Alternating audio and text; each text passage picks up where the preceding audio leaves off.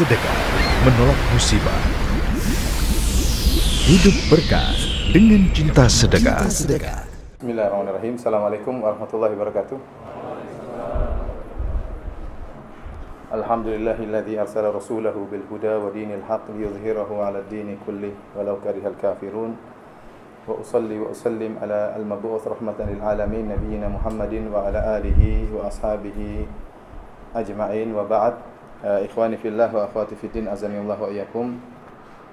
Alhamdulillah pada sore hari ini Allah Subhanahu wa taala masih memberikan kita kesempatan untuk bisa menyambung penghambaan dan peribadatan kita kepada pencipta kita, dan kita bisa sholat asar berjamaah. Semoga sholat kita diterima oleh Allah Subhanahu wa taala. Insyaallah pada kesempatan sore hari ini saya akan bahas tentang judul lain ya. Judulnya tentang pentingnya silaturahim ya. Karena judul panitia ya bebas judulnya ini. Doaku untukmu ya. Mau untuk ayah bisa, untuk ibu juga bisa, dan ini silaturahim ya. Untuk anak juga bisa, untuk istri juga bisa, untuk antum juga bisa ya. Jadi dan saya sebenarnya kurang setuju dengan judul-judul seperti ini, dan ini masukan bagi panitia sekalian. Lain kali kalau bikin judul yang jelas ya. Jadi terfokus judulnya apa, sehingga dan itu sunnah kita menjelaskan sesuatu, jangan sampai namanya menjelaskan, kita menjelaskan dengan jelas sehingga para audiens tidak bertanya-tanya maksudnya apa ya. Karena ini umum, bisa mendoakan saudara-saudara kita di Suriah, bisa mendoakan istri kita, keluarga kita, dan macam-macam. Oleh karenanya saya mengganti judul meskipun bisa dihubungkan juga ya. Judulnya adalah tentang pentingnya silaturahim ya. Kenapa saya mengangkat judul ini ya? Karena saya melihat ini amalan yang sangat luar biasa. Saya melihat ini amalan yang ada mobil yang mengganggu. Ya silakan. 9ZR. Ada mobil yang mengganggu ya. 9ZR. Tolong dipindahkan. Saya ulangi, ada mobil 9ZR, tolong dipindahkan ya. Demikian ya. Kenapa saya angkat masalah ini? Karena subhanallah, silaturahim ya, adalah amalan yang luar biasa. Namun kita kurang dalam memperhatikan masalah ini. Padahal kita tahu bahwasanya umur kita tidak panjang, kemampuan beramal kita juga terbatas. Maka seorang yang cerdas, dia berusaha mencari amalan-amalan yang spesial, yang sangat dianjurkan dalam syariat, yang bisa mendatangkan pahala luar biasa dan memudahkan untuk masuk surga. Di antara amalan yang sangat ditekankan oleh Allah dalam Al-Quran dan dalam banyak ayat ya, adalah silaturahim ya. Adalah silaturahim. Nanti insyaallah akan kita isyaratkan tentang ayat-ayat tersebut ya. Namun silaturahim ya, menyambung silaturahim adalah salah satu dari konsentrasi dakwah Nabi sallallahu alaihi wasallam. Karenanya tatkala Rasulullah SAW pertama kali ke kota Madinah, kata Abdullah bin Salam radhiyallahu taala anhu, awwalu kalamin sami'tuhu minan Nabi sallallahu alaihi wasallam, ya ayuhan nas afshus salam wa atimut ta'am wasilul arham. Wahai manusia, perkataan yang pertama kali saya dengar dari Nabi tatkala sampai di kota Madinah, kata Nabi, wahai manusia sekalian, tebarkanlah salam, berilah makan kepada orang-orang miskin, dan sambunglah silaturahim. Wa shallu bil laili wan nasu niyam tadkhulul jannata bisalam. Salatlah kalian di malam hari tatkala orang-orang sedang tertidur, sehingga kalian akan bisa masuk surga dengan penuh keselamatan. Jadi sejak awal konsentrasi dakwah Nabi sudah masalah silaturahim, dan ini dikenal oleh musuh-musuh Nabi, bahwasanya Nabi mendakwahkan untuk menyambung silaturahim. Karenanya tatkala di sekitar tahun 7 Hijriah setelah perjanjian Hudaybiyah terjadi pada tahun 6 Hijriah. Setelah di masa perjanjian tersebut, kebetulan waktu itu Herakl Raja Romawi mendengar tentang Muhammad sallallahu alaihi wasallam, tentang munculnya nabi baru. Sehingga dia mencari informasi tentang nabi tersebut. Sampailah akhirnya dia mendengar kabar bahwasanya Abu Sufyan bersama rombongannya, Abu Sufyan tatkala itu masih musyrik, sedang berdagang di negeri Syam. Maka dia pun menyuruh anak buahnya untuk memanggil Abu Sufyan. Tatkala itu masih musyrik. Ini termaktub dalam Sahih Al-Bukhari. Tatkala Heraklius bertemu dengan Abu Sufyan, maka dia bertanya tentang beberapa perkara berkaitan dengan Muhammad untuk mengecek tentang Rasulullah sallallahu alaihi wasallam. Di antara pertanyaan yang paling penting yaitu tentang isi konten dakwah Nabi sallallahu alaihi wasallam. Maka Herakl bertanya, "Wa madza ya'murukum?" Apa yang diperintahkan Muhammad? Apa yang disuruh Muhammad kepada kalian? Maka Abu Sufyan mengatakan, Qala u'budullaha wa la tusyriku bihi syai'a wa truku ma qala aba'ukum. Kata Abu Sufyan, Muhammad berkata, sembahlah Allah saja dan jangan berbuat syirik sama sekali, dan tinggalkanlah perkataan nenek moyang kalian, yaitu tentang sumpah dengan nama selain Allah dan yang lainnya. Ini tentang tauhid. Jadi Abu Sufyan tahu dakwah Nabi kontennya, isinya tauhid dan akhlak. Kata Abu Sufyan, Muhammad menyuruh kami untuk beribadah kepada Allah saja, tidak berbuat syirik, dan tinggalkan perkataan nenek moyang kalian. Kemudian dia berkata, wa kana ya'muruna bis-sidq wal afaf was-silah. Dan Muhammad memerintahkan kami untuk jujur, untuk berakhlak mulia, dan untuk silah, menyambung silaturahim. Ini dalil bahwasanya Nabi sering mengulang-ulang perkara ini. Sampai-sampai musuh Nabi tahu bahwasanya Muhammad ini menyeru untuk apa? Menyambung silaturahim. Apalagi terlebih-lebih lagi Nabi SAW tertuduh sebagai pemutus silaturahim. Orang-orang musyrikin Arab, di antaranya Abu Jahal, menuduh Nabi ini pemutus silaturahim. Di antara tuduhan kepada Nabi, gelar yang diberikan kepada Nabi adalah penyihir. Penyihir maksudnya apa? Di antara fungsi sihir adalah memisahkan antara dua orang yang sangat dekat.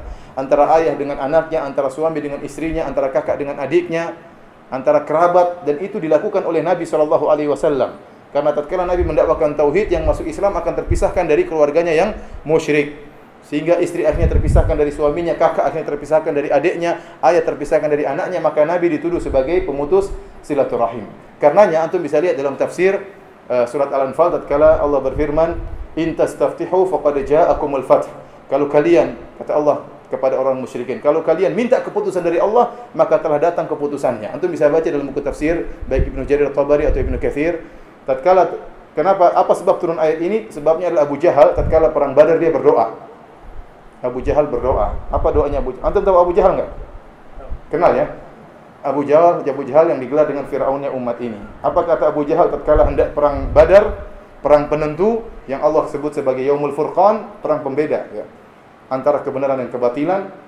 Abu Jahal berdoa, Allahumma ayyuna aqta' lirrahim fa'ahinhul ghada. Kata dia, ya Allah, siapa di antara saya atau Muhammad yang paling memutuskan silaturahim, hancurkanlah dia ya Allah. Subhanallah. Apa doa Abu Sufyan? Ya Allah, saya atau Muhammad yang paling memutuskan silaturahim, maka binasakanlah dia. Ahinhu artinya ahlikhu. Ya. Jadi Abu Sufyan menuduh Abu Jahal menuduh Muhammad memutuskan apa? Silaturahim. Padahal tidak, justru Rasulullah SAW adalah orang yang paling menyeru kepada silaturahim. Dan itu konsentrasi dakwah Nabi SAW. Dan Nabi demikian, sebelum menjadi Nabi juga adalah orang yang paling menyambung silaturahim. Karena dalam Sahih Al-Bukhari juga dalam kitab Badil Wahyi, tatkala Rasulullah SAW baru pertama kali melihat Jibril alaihissalam, Rasulullah SAW ketakutan. Kemudian Rasulullah SAW pulang dari Gua Hira, turun menuju rumahnya, kemudian bertemu dengan istrinya Khadijah. Kata Rasulullah SAW, zammiluni, selimuti aku. Fazammaluhu. Kemudian Khadijah pun menyelimuti Nabi SAW. Kemudian Rasulullah SAW ketakutan. Rasulullah SAW berkata, inni khasyitu ala nafsi, aku khawatir suatu menimpa diriku. Ya, maka Khadijah menenangkan Nabi dengan berkata, kalla fa wallahi abshir la yukhzikallahu abada. Sekali-sekali tidak, ya. Sekali-sekali tidak, Allah tidak akan menghinakan engkau selamanya. Bergembiralah wahai suamiku. Kenapa Khadijah bisa mengatakan Allah tidak akan menghinakan engkau? Kata Khadijah, innaka latasilur rahim. Engkau orang yang suka menyambung silaturahim. Jadi orang yang silaturahim tidak akan dihinakan oleh Allah Subhanahu wa taala. Hadis ini yang meriwayatkan adalah Aisyah radhiyallahu anha. Dan ini kisah, ya, tentunya Aisyah mendengar dari Nabi SAW. Karena waktu kejadian hal ini Aisyah belum tahu ya, atau belum mendengar tentang kejadian pembicaraan antara Khadijah dengan Nabi SAW. Tetapi zahirnya Aisyah mendengar dari Rasulullah SAW. Rasulullah SAW menceritakan ulang. Jadi Rasulullah SAW mentakrir perkataan Khadijah. Maksud saya ini sunnah takririyah yang mengatakan kalla fawallahi abshir la yukhzikallahu abadan. Sekali-sekali tidak, Allah tidak akan menghinakan engkau selamanya wahai suamiku. Innaka latasilur rahim, karena engkau suka menyambung silaturahim. Ini perkataan Khadijah, dan perkataan Khadijah bukan hadis. Hadis atau bukan?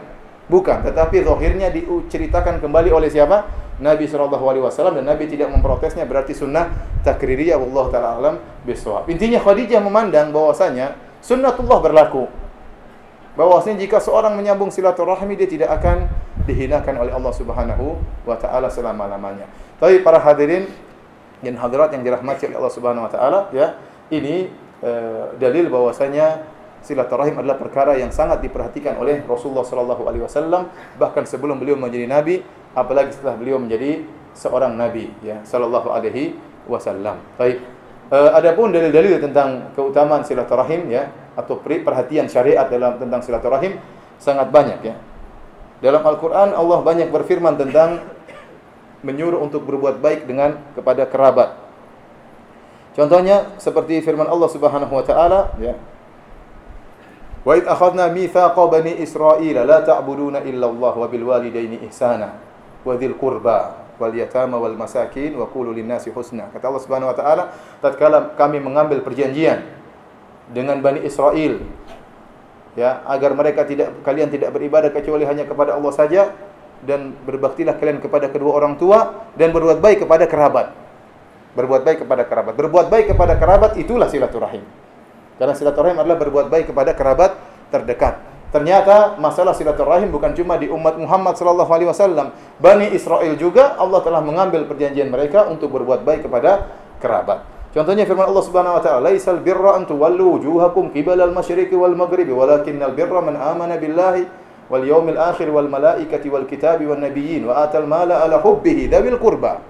Kata Allah, bukanlah kebaikan engkau mengarahkan wajahmu ke arah barat atau ke arah timur, akan tapi kebaikan adalah engkau beriman kepada Allah, kepada hari akhirat, kepada kitabnya, kepada malaikatnya ya. Kemudian kata Allah, wa atal mala ala hubbihi dzawil qurba, dan memberikan harta kepada karib kerabat padahal mencintai harta tersebut. Allah sebutkan inilah kebajikan yang sesungguhnya. Di antara kebajikan yang sesungguhnya adalah memberi harta kepada karib kerabat. Allah Subhanahu wa taala juga berfirman, wa'budullaha wa la tusyriku bihi syai'a wa bil walidaini ihsana wa bidzil qurba, dalam surat An-Nisa ya. Bertauhidlah kalian, berbaktilah kepada orang tua dan berbuat baiklah kepada karib kerabat. Allah juga berfirman, innallaha ya'muru bil adli wal ihsan wa ita'i dzil qurba. Sungguhnya Allah Subhanahu wa taala memerintahkan untuk berbuat adil dan berbuat kebaikan dan berbuat baik kepada karib kerabat. Ayat seperti ini banyak. Seperti juga firman Allah Subhanahu wa taala, wa atidzal qurba haqqahu. Berilah hak karib kerabat ya. Maksud saya kalau saya membacakan banyak sekali ayat-ayat yang menyuruh kita untuk berbuat baik kepada karib kerabat, dan itu ya sering didahulukan penyebutannya sebelum anak yatim dan sebelum orang miskin. Menunjukkan bahwa ini masalah penting yang sangat diperhatikan oleh syariat Islam. Baik, para hadirin yang Allah Subhanahu wa taala, apa yang dimaksud dengan rahim, silaturahim? Siapa orang-orang yang wajib bagi kita untuk kita sambung? Ar-rahim secara bahasa Arab ya, artinya rahim wanita, yaitu yang kembali kepada satu rahim. Itulah yang disebut dengan rahim ya. Sungguhnya kita punya kerabat datang dari tiga sisi. Kita punya kerabat datang dari tiga sisi. Yang pertama, kerabat datang dari sisi istri. Namanya ashar dalam bahasa Arab, sihar, ashar. Contohnya orang tua istri, bapaknya istri, ibunya istri, kakaknya istri, adiknya istri, omnya istri. Ini semuanya ashar. Ini kerabat, namun mereka bukan silaturahim. Mereka bukan rahim yang dimaksud dalam Al-Quran. Saya ulangi ya. Kerabat istri itu bukan rahim kita. Paham? Kenapa? Karena itu bapak istri, ibu istri itu rahimnya istri kita. Istri kita yang wajib untuk menyambung silaturahmi dengan mereka. Tapi kita tidak ya. Tidak yang dimaksud dengan silaturahim. Bukan berarti tidak usah berbuat baik sama mereka, tidak. Mereka kerabat istri adalah orang-orang yang utama untuk kita berbuat baik kepada mereka, namun mereka bukan silaturahim yang dimaksud. Jadi kalau kita membantu istri untuk berbuat baik kepada ayah dan ibunya, istri yang bersilaturahmi, bukan kita. Tapi kita juga dapat pahala karena mendukung istri menyambung silaturahim. Faham maksudnya? Yang kedua, kerabat dari sisi bahwasanya kita memiliki hubungan satu susuan. Seperti misalnya misalnya ada seorang wanita menyusui anak-anaknya dan juga menyusui anak orang lain. Maka anak orang lain ini memiliki hubungan persusuan dengan anak-anak ibu tersebut ya. Tetapi ini juga bukan rahim yang dimaksud. Memang benar Rasulullah SAW bersabda ya, yahrumu minar radha'ah ma yahrumu minan nasab. Menjadi haram disebabkan karena persusuan sebagaimana haram disebabkan karena nasab. Jadi seakan-akan ada pengharaman dengan persusuan sama dengan pengharaman karena nasab, namun dari sisi pernikahan. Maksudnya haram dari siapa? Pernikahan. Nabi tidak mengatakan yajibu ya minar radha'ah ma yajibu minan nasab. Rasulullah SAW tidak mengatakan apa yang wajib karena nasab, wajib pula karena persusuan. Tapi Rasulullah SAW mengatakan apa yang haram karena nasab, demikian juga haram karena persusuan. Jadi itu juga kerabat kita, kerabat persusuan kita, namun itu bukan rahim yang dimaksud. Yang dimaksud dengan rahim adalah yang memiliki hubungan darah, baik dari ayah kita maupun dari ibu kita. Kembali kepada satu rahim dengan ayah kita atau kembali dari satu rahim dari ibu kita. Jadi itulah rahim kita, ya. Tapi para hadirin Allah Subhanahu wa taala, setelah kita tahu yang dimaksud dengan rahim adalah hubungan nasab darah, tapi siapakah yang wajib kita sambung silaturahim? Ada secara umum ada 3 pendapat di kalangan para ulama. Pendapat pertama yang mengatakan bahwasanya yang wajib untuk disambung silaturahim, ingat, khilaf mereka tentang yang wajib, ya, bukan yang sunnah. Kalau sunnah semua kerabat harus sebaiknya kita berbuat baik kepada mereka. Tapi yang wajib, siapa yang wajib untuk kita sambung silaturahim? Pendapat pertama mengatakan yang wajib untuk kita sambung silaturahim adalah yang ahli waris saja. Yang ahli waris saja. Dalil mereka, Rasulullah SAW bersabda, tatkala ada seorang bertanya, "Ya Rasulullah, man ahaqqun nasi bi sahabati?" Wahai Rasulullah, siapa orang yang paling utama untuk aku sambung, untuk aku baiki? Kata Nabi SAW, ummuka, ibumu. Kemudian kata dia lagi, "Tsumma man?" Kemudian siapa Rasulullah? Kata Rasulullah, ummuka, ibumu. Kemudian kata dia lagi, siapa? Kemudian Rasulullah, kata Rasulullah, ummuka, ibumu. Kemudian kata dia, siapa lagi Rasulullah? Kata Rasulullah SAW apa? Ayahmu. Kemudian siapa lagi? Kata Rasulullah SAW, adenak. Yang lebih dekat dan lebih dekat. Di sini Rasulullah SAW sebut ibu berapa kali? 3 kali. Ini sebagian orang mengatakan dalil bahwasanya seorang punya istri 3, ya. Kan ibu berarti ibu berapa? Ibumu ada 3, ya. Ini pendalilan yang ngaco, ya. Tidak benar, ya. ibumu berarti istri berapa? 3, ya enggak. Maksudnya ini ibu yang sama, bukan ibu pertama, ibu kedua, ibu ketiga, ya enggak. Ibu yang sama diperhatikan sampai 3 kali penyebutannya. Kata mereka, Rasulullah SAW menyebut ibumu, ayahmu, kemudian sebut yang dekat-dekat, maksudnya adalah yang berkaitan dengan ahli waris. Namun ini pendapat yang sangat lemah, ya. Karena bukan demikian maksud Nabi. Nabi tidak bermaksud menyebutkan ahli waris. Oleh karenanya di antara dalil yang bantah hal ini adalah bibi. Kata Rasulullah SAW, al-khalatu bimanzilatil bibi itu kedudukannya seperti ibu, kata Nabi SAW. Bibi itu kedudukannya seperti ibu, maka harus kita sambung silaturahim. Padahal bibi bukan merupakan ahli waris. Saya ulangi, bibi bukan ahli waris, tapi kata Rasulullah SAW, al-khalatu bimanzilatil bibi seperti ibu. Berarti yang dikatakan pendapat pertama itu kurang kuat, ya. Berarti yang wajib kita nyambung silaturahmi bukan terbatas pada ahli waris. Pendapat kedua menyatakan yang wajib untuk kita sambung silaturahim adalah yang punya hubungan mahram dengan kita. Apa maksudnya hubungan mahram? Kita dengan kerabat kita lihat seandainya salah satu di antara kita berdua laki-laki, saya laki-laki dia perempuan, atau sebaliknya dia laki-laki saya perempuan, maka tidak boleh nikah. Berarti itulah yang wajib kita sambung silaturahim. Contohnya, ya, saya dengan tante, nggak boleh saya nikahi tante. Hukumnya haram, dia haram saya. Saya dengan om, ya, tidak boleh saya nikahi om, ya, karena om laki-laki, ya. Tapi saya maksudnya seandainya om perempuan atau saya yang perempuan, maka tidak boleh apa? Menikah. Jadi tinjau siapa kerabat kita lihat. Seandainya dia laki-laki atau saya yang laki-laki, berbeda jenis kelamin, tidak boleh menikah, maka itulah yang wajib saya sambung silaturahim. Kelaziman dari pendapat ini, sepupu tidak wajib nyambung silaturahim. Kenapa? Karena sepupu boleh kita nikahi, ya atau tidak? Boleh kita nikahi, maka tidak wajib untuk menyambung silaturahim. Ya, pendapat ini berdalil dengan di mana Allah melarang, ya, pernikahan antara jima bainal ukhtain. Allah melarang pernikahan di antara seorang laki-laki mempoligami 2 adik wanita, adik beradik, ya. Kenapa? Ilahnya bisa terputus silaturahim karena kalau mereka berantem. Demikian juga Nabi SAW melarang seorang lelaki berpoligami, menggabungkan antara bibi dan keponakannya, ya. Ini kenapa? Dikhawatirkan akan bisa memecahkan silaturahim kalau terjadi permasalahan, ya. Ini pendapat yang cukup kuat, ya. Pendapat yang ketiga mengatakan bahwasanya seluruh yang punya hubungan nasab maka wajib untuk kita sambung silaturahim. Namun pendapat ini juga kurang kuat. Kenapa? Karena seluruh manusia di bumi rahimnya kembali kepada ibu kita Hawa, ya. Maka kalau gitu kita ketemu siapa saja wajib kita silaturahim. Ketemu dengan orang Afrika, weh, kamu kerabat saya dari Nabi Adam. Jadi ini pendapat yang kurang kuat. Alam bisawab, ya. Intinya, ya, saya sendiri lebih condong kepada yang wajib yang kita sambung silaturahim adalah yang mahram. Saya lebih condong pendapat tersebut.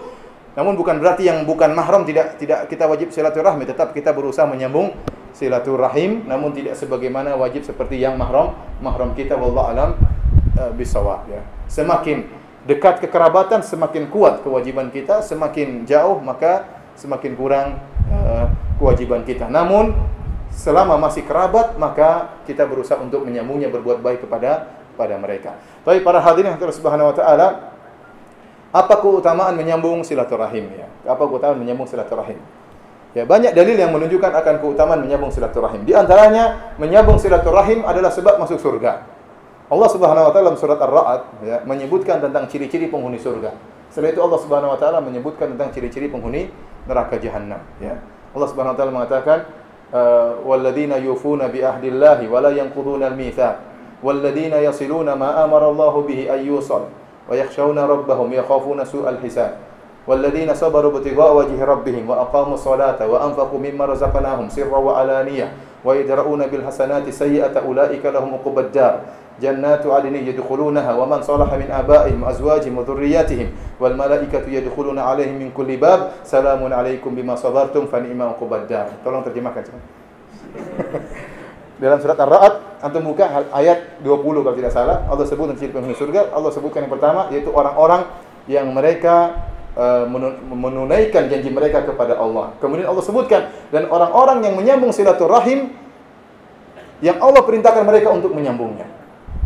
Jadi Allah menyebutkan ciri tersebut. Setelah itu Allah menyebutkan ulaika lahum uqubad dar. Mereka itulah orang-orang yang mendapatkan kesudahan yang terbaik. Jannatu adnin yadkhulunaha. Mereka akan masuk surga Adan.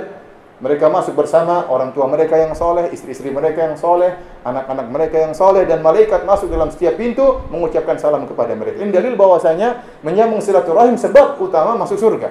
Setelah itu Allah menyebutkan ciri-ciri penghuni neraka. Kata Allah Subhanahu wa taala, "Walladzina yanquduna ma ahdallahi min ba'di mitsaqihi wa yaqta'una ma amara Allahu bihi ay yusal wa yufsiduna fil ardi ulaika lahumul la'natu wa lahum su'ud dar." Kata Allah Subhanahu wa taala, dan orang-orang yang membatalkan janji mereka kepada Allah Subhanahu wa taala dan memutuskan silaturahim yang Allah perintahkan untuk disambung, mereka putuskan dan mereka mengadakan kerusakan di atas muka bumi, ulaika lahumul la'nah, bagi mereka laknat Allah Subhanahu wa taala, wa lahum su'ud dar, dan bagi mereka kesudahan yang buruk, neraka jahanam.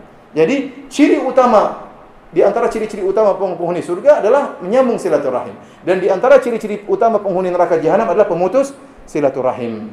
Maka seorang tinggal pilih ya, memutuskan atau menyambung silaturahim.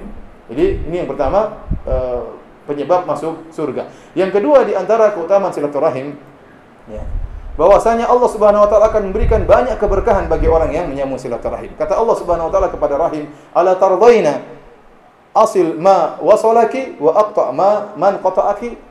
Tidakkah kau ridha wahai rahim, aku akan menyambung orang yang menyambungmu dan aku akan memutuskan orang yang memutuskanmu.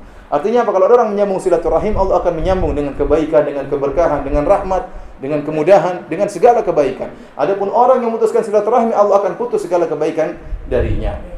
Kemudian juga di antara keutamaan silaturahim, ini keutamaan yang sangat utama, adalah menambah rizki dan memperpanjang usia. Kata Nabi SAW, "Man ahabba an yubsata lahu fi rizqihi wa yunsa'a fi atharih falyasil rahimah." Kata Nabi SAW, barang siapa yang suka dilapangkan rizkinya dan dipanjangkan umurnya, maka sambung silaturahim ya, sambung silaturahim. Nabi mengatakan barang siapa yang suka. Jadi dalil kata para ulama bahwasanya seorang boleh beramal soleh niatnya karena Allah, kemudian mendompleng, menempelkan amal niat dunia, enggak jadi masalah. Seorang bersilaturahmi, nyambung silaturahmi karena Allah Subhanahu wa taala. Sekaligus ingin dipanjangkan rezekinya, ingin dipanjangkan umurnya, dan ingin dilapangkan rezekinya. Boleh atau tidak? Boleh. Karena Nabi mengatakan barang siapa yang ingin dilapangkan rezekinya dan dipanjangkan umurnya, sambung silaturahim dengan syarat niatnya ikhlas karena Allah Subhanahu wa taala, kemudian dia menempelkan niat agar dipanjangkan umurnya dan untuk dilapangkan rezekinya. Nah, hadis ini banyak tafsir di kalangan para ulama. Namun tafsir yang kuat ada dua tentang hadis ini. Tafsiran yang pertama, yang dimaksud dengan dilapangkan rezeki dan dipanjangkan umur maksudnya adalah secara majaz, secara kinayah.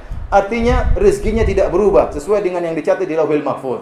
Rezeki hamba tersebut tidak berubah, tetapi diberi berkah oleh Allah Subhanahu wa taala. Rezekinya meskipun segitu-segitu saja, tapi dia bisa gunakan untuk bersedekah, dia bisa umrah, dia bisa haji, gajinya segitu-segitu saja, tapi berkah. Anak-anaknya sehat, dia sehat sehingga biaya tidak keluar untuk rumah sakit, biaya tidak keluar untuk macam-macam, rezekinya berkah. dia tetap bisa beribadah dan macam-macamnya. Rezekinya gitu saja tapi berkah. Demikian juga yang dimaksud dengan panjang umur, umurnya tidak bertambah, umurnya tetap saja tapi berkah umur tersebut. Waktunya bermanfaat, tidak digunakan untuk maksiat, tidak digunakan untuk waktu yang sia-sia. Kenapa? Karena dia menyambung silaturahim. Dalil mereka karena takdir tidak bisa dirubah. Maka maksudnya adalah kiasan, majaz. Ini pendapat yang pertama. Pendapat yang kedua, dan ini pendapat yang lebih kuat, Allah alam bisawab, bahwasanya benar-benar ditambah rezekinya, benar-benar dipanjangkan umurnya. Maksudnya gimana? Allah Subhanahu wa taala berfirman dalam surat Ar-Ra'd, "Yamhullahu ma yasha'u wa yuthbit wa indahu umul kitab." Allah menghapus takdir dan yang Allah kehendaki dan Allah menetapkan takdir yang Allah kehendaki, dan di sisi Allah ada Lauhil Mahfuz. Di sisi Allah ada Lauhil Mahfuz.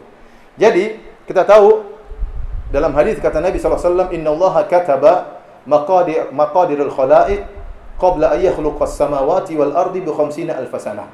Allah mencatat takdir seluruh makhluk 50.000 tahun sebelum Allah menciptakan langit dan bumi.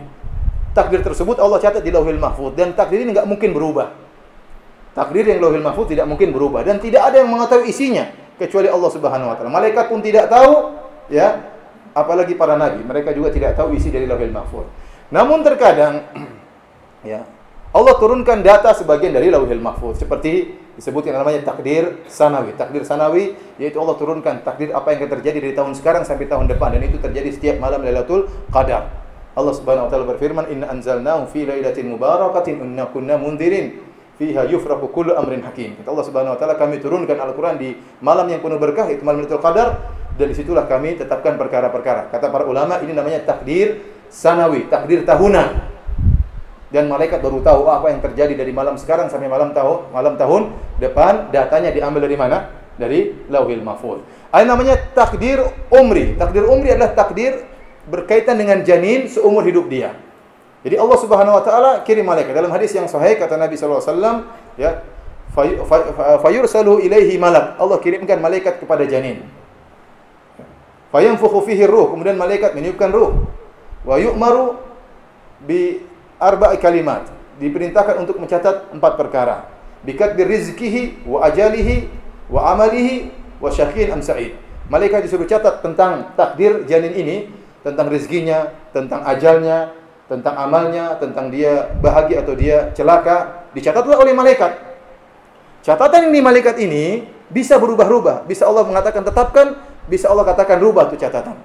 Ya, ini yang Allah isyaratkan dalam firman-Nya, "Yamhullahu ma yasha' wa yuthbit." Allah menghapus apa yang Allah kehendaki dan Allah tetapkan apa yang Allah kehendaki, wa indahu umul kitab, dan di sisi Allah ada Lauhil Mahfuz yang tidak berubah. Nah, proses perubahan ini semua dicatat di Lauhil Mahfuz. Saya contohkan. Ada si Fulan. Si Fulan ini, contoh namanya siapa ya? Orang Makassar paling banyak namanya siapa? Samsudin ya. Samsudin ya. Jadi Samsudin ini ya, dia ini dicatat oleh malaikat karena di Makassar tidak terlalu mahal biayanya ya. Jadi mungkin kehidupan dia dari lahir sampai meninggal, rezeki dia taruhlah 1 miliar. Cukup atau tidak hidup sampai mati? 1 miliar. Cukup ya kira-kira 1 miliar. Umur dia 63 tahun, 65 tahun. Orang Bugis umurnya panjang-panjang atau pendek? Samalah, wajar ya, 63 tahun. Jadi rezeki dia tadi berapa? 1 miliar. Ini contoh saja. Kemudian umurnya berapa? 63 tahun. Ternyata Samsudin ini, tatkala dia berumur 35 tahun, dia sangat berbakti sama orang tuanya. Dia selalu telepon orang tuanya, dia kasih hadiah kepada orang tuanya, dia selalu ingin membahagiakan orang tuanya. Dia baik sama ayahnya, dia telepon bibinya, dia kunjungi tantenya, dia kunjungi omnya, dia pergi bersafar untuk melihat kakaknya, untuk menengok adiknya. Dia paling nyambung silaturahim. Maka kata Allah, wahai malaikat, rubah itu rezekinya. 1 miliar ganti jadi 60 miliar. Dirubah. Ini bukan beneran, ini contoh saja. Ini contoh saja, jangan ini, dan ini mungkin terjadi. Ini mungkin apa? Ini sekedar ilustrasi. Kenapa? Karena disambung silaturahmi 1 miliar jadi berapa? Kebanyakan lah 35 M lah, enggak apa-apa, 35 M. Umurnya 65, kata Allah ganti jadi 120. Terlalu banyak, 100 lah. Kenapa? Karena dia rajin menyambung silaturahim. Nah, proses ini semua tercatat di Lauhil Mahfuz. Bahwasanya malaikat pertama kali mencatat sekian-sekian, kemudian dia pun pada umur sekian dia bernyambung silaturahim, maka Allah menyuruh untuk merubah jadi sekian-sekian, Ini semua tercatat di Lauhul Mahfuz yang tidak pernah berubah. Paham? Paham atau tidak? Yang benar. Ya. Dan ini pendapat yang lebih kuat. Dan kita lihat benar-benar orang yang bersilaturahmi mudah dikasih rezekinya oleh Allah Subhanahu wa taala. Mudah panjang umurnya. Ada yang mengatakan kemarin saya waktu ngisi pengajian silaturahmi, Ustaz, itu ada orang suka nyambung silaturahmi, ya. Kemudian kemarin tetap aja kecelakaan, Allah mengatakan inna min abarril bar ya silatu rajuli wudda abihi. Di antara bentuk berbakti yang sangat baik adalah seorang lelaki menyambung silaturahim dengan teman bapaknya.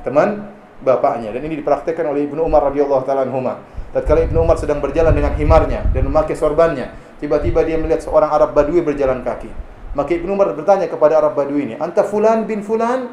Kata dia, "Benar." Maka Ibnu Umar segera melepaskan sorbannya, kemudian letakkan kepada kepala orang Arab Badui tersebut, kemudian Ibnu Umar suruh dia naik di atas himarnya. Maka orang bertanya, "Siapa dia Ibnu Umar?" Kata Umar, "Bapaknya dulu teman bapak saya."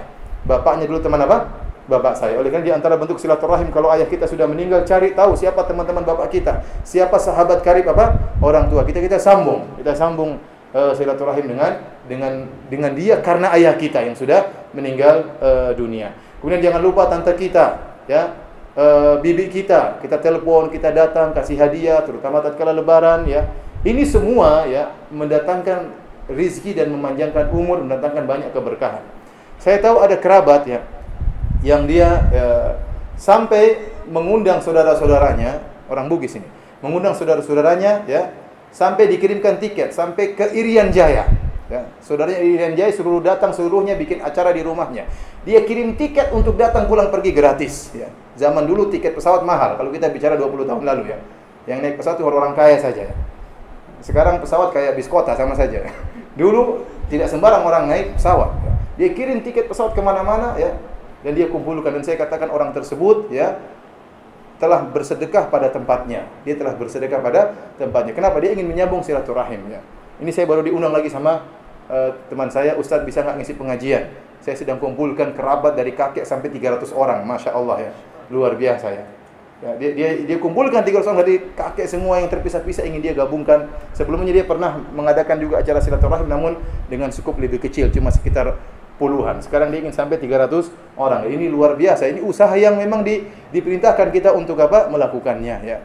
Oleh karena orang-orang seperti ini diberkahi rezekinya, dipanjangkan umurnya. Wallahu alam, saya lihat orang-orang Arab itu umurnya panjang-panjang. Kenapa? Karena mereka suka nyambung silaturahim.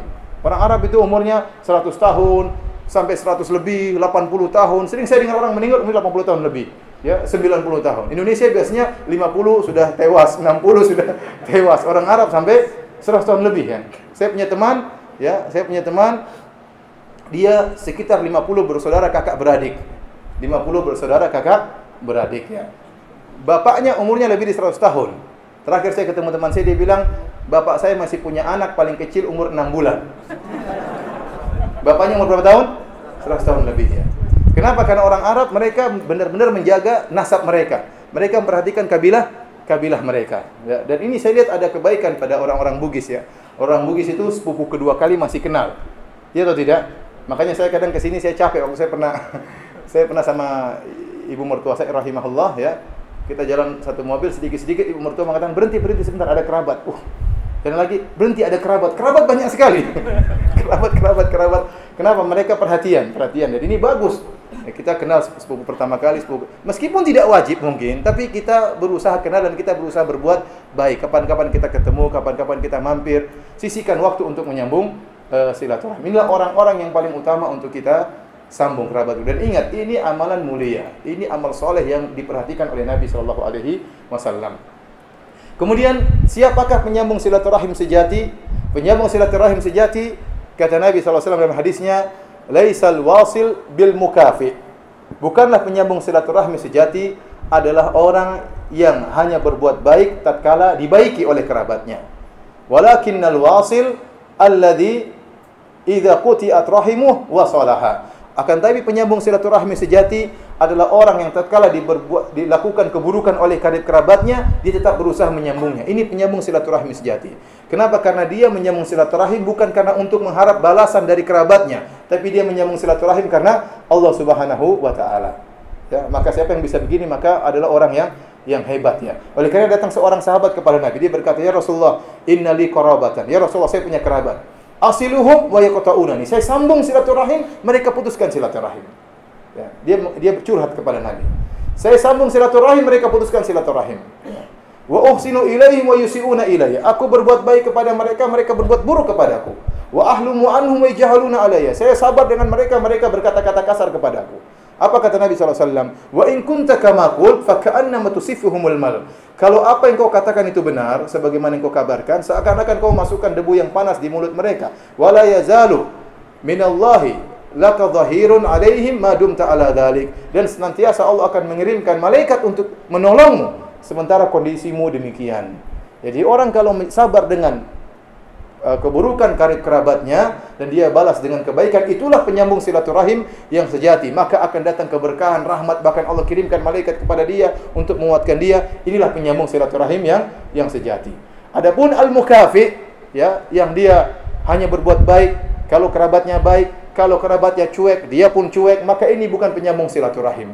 Dan hati-hati pada tingkatan yang ketiga, yaitu yang memutuskan silaturahim. Memutuskan silaturahim, tidak jarang menelpon ibunya, jarang menelpon bapaknya, tidak mengunjungi ayah dan ibunya dengan alasan berbagai macam alasan yang tidak bisa diterima, sibuk dengan pekerjaan, sibuk dengan ya, apalagi menyakiti hati kedua orang tuanya, terutama para suami hati-hati, ya, menyakiti hati ibunya, ya. Ibunya minta sesuatu dia tidak bisa bantu, ya, sementara kalau istrinya minta apa-apa dibelikan seluruhnya, ya. Waktu ibunya minta sesuatu, minta uzur, "Bu, saya masih punya utang." "Utang apa, Nak?" "Utang belikan mobil buat istri belum lunas, Bu." "Utang belikan emas buat istri belum lunas, Bu." Utang, subhanallah, ya. Antum berbuat baik sama istri, tapi jangan lupa berbuat baik untuk kepada kedua orang tua, ya. Hati-hati, ya, hati-hati, jangan sampai demikian. Kata Allah Subhanahu wa taala, "Yas'alunaka madza yunfiqun." Mereka bertanya kepada engkau tentang apa yang harus diinfakkan. Para sahabat bertanya kepada Nabi, kita mau infak, apa yang mau kita infak? Emaskah, dinarkah, dirhamkah, kormakah, ataukah anggur yang kita infakkan, ya, atau gandum? Maka Allah mengatakan, "Qul ma anfaqtum min khairin falil walidaini wal aqrabin." Apa saja yang kalian infakkan, mau emas, mau perak, mau apa saja, yang penting pertama kali kepada kedua orang tua.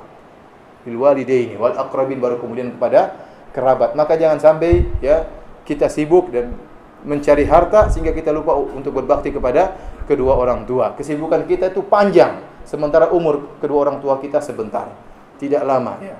Kita sibuk-sibuk, akhirnya orang tua meninggal, kemudian akhirnya yang datang adalah penyesalan, ya. Jangan sampai kita putuskan silaturahim, jangan kita cuek dengan kakak kita. Sekarang apalagi mudah menyambung silaturahim.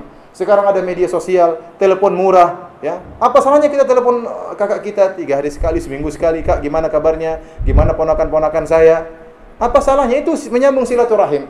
Ada waktu kita kunjungi, ya, sebulan sekali, 2 bulan sekali, datang bawa oleh-oleh buat kakak adik, buat ponakan-ponakan. Itu harta keluar pada tempatnya. Itu yang Allah perintahkan kita untuk menyambung silaturahim. Maka jangan sampai kita menjadi pemutus silaturahim. Karena orang yang memutus silaturahim diancam dengan neraka jahanam. Kata Nabi SAW, "La yadkhulul jannata qati'." Tidak masuk surga pemutus silaturahim. Tidak masuk surga memutus silaturahim. Dan orang silaturahim ini akan dihilangkan berkahnya oleh Allah Subhanahu wa taala. Tapi para hadirin yang Subhanahu wa taala, yang terakhir saya akan bahas tentang sebab-sebab yang bisa memacu terputusnya silaturahim yang harus kita jauhi. Sebab-sebab yang bisa memacu terputusnya silaturahim yang harus kita jauhi. Disebut oleh para ulama di antara sebab-sebab tersebut, yang pertama adalah penundaan pembagian harta warisan. Menunda pembagian harta warisan, ya. Sunnahnya kalau sudah ada orang meninggal, maka segera didata ahli warisnya dan segera dibagi. Tidak ditunda-tunda. Boleh kita menunda tapi waktu yang tidak terlalu lama. Ya, misalnya ayah kita meninggal, ya, mungkin tidak etis kalau kita langsung bagi pada hari itu juga, tentunya tidak etis. Ya, kita tunda sebulan, 2 bulan, 3 bulan, tidak jadi masalah. Tapi harus segera dibagi. Jangan sampai 1 tahun lewat belum dibagi. Kenapa? Dengan terbaginya, ditundanya pembagian ahli waris ini bisa menimbulkan masalah di kemudian hari. Menimbulkan masalah, apalagi kemudian generasi pertama meninggal, kemudian ada ahli waris di bawahnya lagi, lebih rumit lagi pembagiannya. Akhirnya terjadi bisa jadi generasi pertama saling pengertian, kemudian ponakan-ponakan belum tentu mengerti, sehingga terjadi pemutusan silaturahmi, tuduh-tuduhan dan macam-macamnya. Ini sering terjadi. Terkadang, dan ini saya sering ditanyakan, "Kakak saya tidak membagi silaturahim, tidak membagi warisan." Kata dia, "Enggak usahlah. kita infakkan di jalan Allah sajalah. Ya, mungkin dia mengatakan demikian karena dia berkecukupan hidupnya. Nah, adik-adiknya ada yang susah hidupnya, ada yang punya hutang, ada yang belum kawin, ada yang mau kawin lagi nggak punya modal, ada yang kasih dia kan butuh uang ya. Oleh karenanya perhatian Subhanahu wa taala, jadi tatkala ada segera dibagi ya, segera dibagi, jangan ditunda-tunda ya, karena ini bisa menimbulkan permasalahan di kemudian hari. Jadi ini di antara sebab terputusnya silaturahim. Ini yang pertama. Yang kedua, para hadirin Allah Subhanahu wa taala, di antara sebab terputusnya silaturahim kata para ulama adalah tidak adil kepada anak-anak. Ini bisa menjadikan anak-anak bermusuhan di antara mereka, bahkan bermusuhan kepada kedua orang tuanya. Ya, tatkala Nu'man bin Bashir radhiyallahu taala anhu diberikan hadiah oleh bapaknya Bashir, dihadiahkan seorang budak ya, maka Bashir minta Nabi menjadi saksi. Karena ibunya Nu'man mengatakan minta persaksian kepada Nabi sallallahu alaihi wasallam. Khawatir anak-anaknya dari istri-istri yang lain mungkin cemburu. Ya, kalau akhirnya Bashir pergi kepada Nabi sallallahu alaihi wasallam. Ingin agar Nabi menjadi saksi atas hadiah yang dia berikan kepada Nu'man. Maka Rasulullah SAW bertanya, "Akulla waladika nahaltahu mithla ma nahalta Nu'man?" Apakah semua anak-anakmu sudah kau berikan hadiah sebagaimana kau berikan kepada Nu'man? Kata Bashir, tidak. Saya tidak berikan, saya cuma kasih kepada Nu'man. Kata Rasulullah SAW, "Idzan la usyhidud 'alal jur." Kalau gitu saya tidak mau jadi saksi atas kezaliman. Dalam riwayat kata Nabi, Fa'ashhid ala ghairi, carilah saksi yang lain. Dalam riwayat kata Nabi SAW, ayasurruka an yakunu ilaika fil birri sawaan, apakah kau suka anak-anakmu semuanya sama berbakti kepadamu? Kalau begitu berbuat adil, jangan cuma dikasih satu saja kepada anak-anak. Dan ini sangat sensitif anak-anak ya. Anak-anak itu kecemburuannya sangat tinggi. Bahkan jangankan anak-anak kecil aja cemburu. Anak-anak kecil aja cemburu. Kalau kita sering mencium salah satu anak kita, ya bisa jadi yang lain cemburu. Dan kita tidak pungkiri, kita sebagai orang tua, ya, saya punya anak 5, saya sayang kepada semuanya, tapi ada kecenderungan saya lebih sayang kepada salah satunya. Ya. Dan itu wajar ya. Saya tidak bisa bagi cinta saya 20% seluruhnya, tidak. Ya. Anak saya 5, saya sayang semuanya, tapi ada satu yang sangat saya sayang mungkin, atau saya perhatikan. Jangan sampai karena kecenderungan kita kepada salah satunya, kemudian kita menampakkannya sehingga yang lain jadi cemburu. Bukankah saudara-saudara Nabi Yusuf alaihissalam sampai hendak membunuh Nabi Yusuf gara-gara cemburu kepada Nabi Yusuf, menganggap ayahnya tidak berbuat adil? Yusuf wa akhuhu ahabbu ila abina minna wa nahnu usbah. Yusuf lebih disayang oleh ayah kita daripada kita, padahal kita lebih banyak. Akhirnya mereka mengatakan uqtulu Yusuf awitrahu arba yakhlu lakum wajhu abikum. Ya. Kata mereka, bunuh saja Yusuf. Kalau enggak, usir saja, dibuang di mana. Akhirnya terjadilah pemutusan silaturahmi. Mereka buang adik mereka Yusuf gara-gara cemburu ya. Gara-gara cemburu. Maka kita berusaha adil ya. Saya punya anak ya. Anak yang ketiga Zainab, anak keempat Habibah ya. Anak kelima Abdul Razak ya. Saya waktu Habibah masih kecil ya. Habibah itu masih umur setahun, masih 2 tahun, ya sekarang dia sudah 4 tahun. Saya sering cium, saya sering peluk, bahkan dia kadang tidak mau tidur kecuali di samping saya. Zainab umur 4 tahun itu cemburu ya. Kecemburuan tersebut karena Zainab orang Sulawesi, dia ungkapkan ya. Kalau bukan orang Sulawesi mungkin diam-diam, tapi dongkol di dalam ya. Tapi ini Zainab karena dia orang Sulawesi, bapaknya sengkang, ibunya maros ya. Maka dia pun lapor kepada saya. Dia bilang, Abi kok nggak adil? Subhanallah, saya nggak percaya anak ini bisa ngomong begitu ya. Abi nggak adil, Abi cium-cium terus siapa? Habibah, Zainab nggak Abi cium. Subhanallah. Saya bilang, nak, kamu dulu waktu kecil juga Abi cium-cium. Cuma kamu sudah lupa. Oh begitu Bia. Ya sudah, ini dia terima. Tapi maksud saya ternyata timbul kecemburuan anak-anak. Apalagi antum misalnya beli mainan sama si yang laki, yang perempuan nggak dibelikan. Dia akan cemburu, mungkin dia tidak akan ngomong, tapi dia simpan dalam dia, jadi catatan dalam hatinya. Ayah saya enggak adil, yang disayang cuma itu saja. Yang disayang saja. Karena sebagian orang terkadang ya mungkin anaknya brengsek, dia jengkel sehingga waktu bagi hadiah tidak adil. Anak saya yang satu kurang enggak mau saya, yang dikasih hadiah semua yang baik saja. Ini enggak boleh juga seperti ini. Ada seorang wanita tidak suka sama anaknya, yang suka sama dia punya anak berapa, yang satu dia enggak suka. Kenapa dia enggak suka? Karena anak ini mirip bapaknya. Dia sudah cerai sama bapaknya. Bisa jadi. Oleh karena jangan seperti itu. Yang tidak boleh, harus adil seluruhnya. Dia baik atau tidak, tetap semuanya kalau kasih hadiah seluruhnya seluruhnya sama. Ya. Oleh karenanya terjadi kasus. Ini kasus kenyataan ya. Sampai 2 orang bersaudara bertengkar. Bahkan salah satu ada yang marah sama ibunya gara-gara dia menganggap ibunya tidak adil. Ya, ibunya tidak adil. Jadi salah satunya diberikan tanah misalnya di pinggir jalan. Satunya diberi tanah, tapi di pedal agak dalam. Yang di pinggir jalan posisinya bagus, bisa buat usaha dan macam-macam. Yang bagian dalam bikin apa? Hanya bikin kos-kosan. Mau bikin toko nggak laku yang bagian dalam. Yang bagian dalam cemburu, ya, merasa ibunya tidak adil, maka dia pun marah-marah sama ibunya. Bahkan dia berkata, bukan saya yang durhaka, ibu yang durhaka sama saya. Sebenarnya terungkap seperti itu. Ya. Jadi ini ngawur anak ini ya. Dosa besar, yang ada dosa besar durhaka anak kepada ibu, nggak ada durhaka ibu kepada anak. Ya. Dia menambah referensi dosa besar yang baru. Ini tidak benar. Jadi mau saya sampai seperti itu gara-gara terjadi pemutusan silaturahim antara saudara ribut, kemudian antara anak dengan orang tua ribut gara-gara tidak adil dalam pemberian. Maka hati-hati ikhwan dan akhwat, antum sebagai orang tua kalau punya anak antum cium seluruhnya. Kalau antum salim, jangan sampai satu terlupakan. Yang lain belum salim, mesti di ujung, kamu belum salim, sini cium habis. Semuanya suruh cium. Semuanya suruh apa? Salim tangan. Dan ini berpengaruh sehingga mereka dan anak-anak sangat sensitif, ya. Anak-anak sangat, apalagi kalau antum satunya bela yang satu nggak pernah dibela. Iya, dibela terus dia. Akhirnya anak cemburu dan ini berdampak nanti kalau mereka sudah besar. Apalagi hadiah tersebut berupa benda yang mahal. Satu dibelikan rumah, satu enggak. Bahaya seperti ini. Satu dibelikan mobil, satu enggak. Bahaya. Nah, kedepannya bisa terjadi keributan. Oleh karena hati-hati jangan sampai kita tidak adil tatkala memberi pemberian kepada anak-anak kita. Kemudian di antara sebab yang bisa menyebabkan sambungnya silaturahim, kita terlalu ngurus urusan kerabat kita. Kita boleh memberi masukan, kita boleh, tapi kalau sampai terlalu dalam ini kadang-kadang berbahaya. Contohnya mertua terlalu ngurusin urusan apa? Anaknya. Sehingga segalanya mau diurus. Namanya orang tidak ingin seluruh perkara dia diurus. Kemudian istri kita misalnya terlalu lapor kepada orang tuanya. Jangan juga seperti itu ya. Kita boleh kasih arahan, kita boleh kasih pengalaman, tetapi kalau sampai terlalu ngurus urusan anak-anak kita atau terlalu ngurus urusan saudara-saudara kita, kakak kita, adik kita, ini tidak bagus. Ya, ini bisa menimbulkan memutuskan silaturahmi karena masalah ini masalah yang sensitif. Masalah yang sensitif dan sering terjadi suudzon, berburuk sangka ya, dan yang lainnya. Ya, karena seorang harus menjaga diri jangan sampai berlebihan melewati batasan-batasan yang telah ditetapkan oleh syariat. Kemudian yang terakhir, Allah alam bisawab, di antara sebab terusnya silaturahim karena kesibukan yang berlebihan. Sibuk ya sehingga lupa sama teman dekat, say hello sama teman tiap hari di grup ketawa ketiwi sama teman, tapi sama adik enggak pernah sapa, sama kakak enggak pernah sapa, apalagi sama ibu enggak pernah telepon ya, apalagi sama bapak enggak pernah telepon ya. Kalau telepon ibu nanti kalau telepon pasti ibu ngeluh terus. Saya enggak mau telepon ibu, nanti kalau telepon pasti ngeluh terus. Justru itu kita dengar keluhan ibu ingin curhat. Ini kan antum dulu waktu kecil kalau nangis cari saya, mama, teriak mama, cari kamu udah gede gantian ibu yang teriak. Nah, dengerin apa curhat ibu, apa keluhan ibu, berikan kesenangan dalam hatinya. Ini silaturahmi yang luar biasa.